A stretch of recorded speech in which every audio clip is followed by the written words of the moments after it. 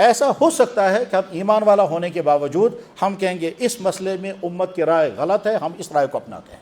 اس کو کہتے ہیں فکری انحراف۔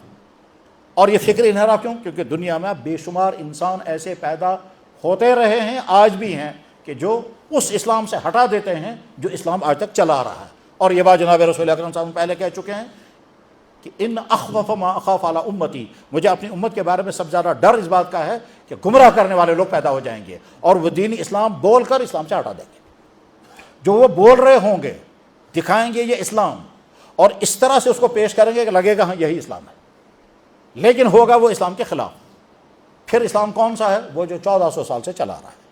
اس سے ہٹ کر کے اگر کوئی نئی بات کہی جا رہی ہے وہ اسلام نہیں ہے، اور اس کے لیے لازمی بات ہے کسی عالم پر اعتماد کرنا ہے جو واقعتاً عالم ہو۔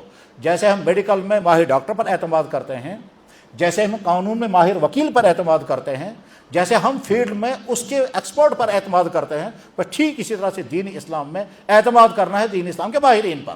اگر وہ حدیث کا مسئلہ ہے تو حدیث کے ماہر، اگر وہ تفسیر کا مسئلہ ہے تو تفسیر کے ماہر، اگر وہ فقہ کا مسئلہ ہے تو فقہ کے ماہر پر اعتماد کرنا ہے، اور پھر کہنا ہے کہ صاحب یہ نئی بات جو آ رہی ہے، ہمارا تھاٹ یہ ہونا چاہیے، ہمارا عقیدہ یہ ہونا چاہیے، ہماری سوچ یہ ہونی چاہیے، یا جو 1400 سال سے پہلے چلی آ رہی ہے۔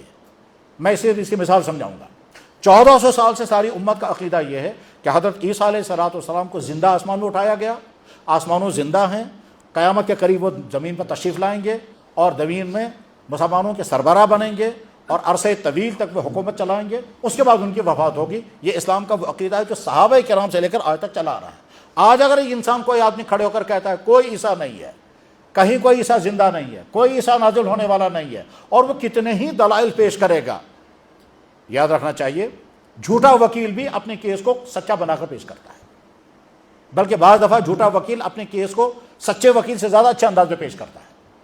گمراہ کرنے والا چونکہ اپنے فیلڈ کا ماہر ہے، لہذا وہ معاملہ اتنا پیش کرے گا کہ آپ کنفیوز ہو جائیں گے۔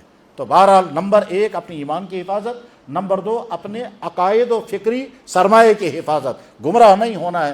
ایمان والا ہونے کے باوجود آدمی گمراہ ہو سکتا ہے، پہلے یہ مانتا تھا اب وہ کچھ اور ماننے لگے۔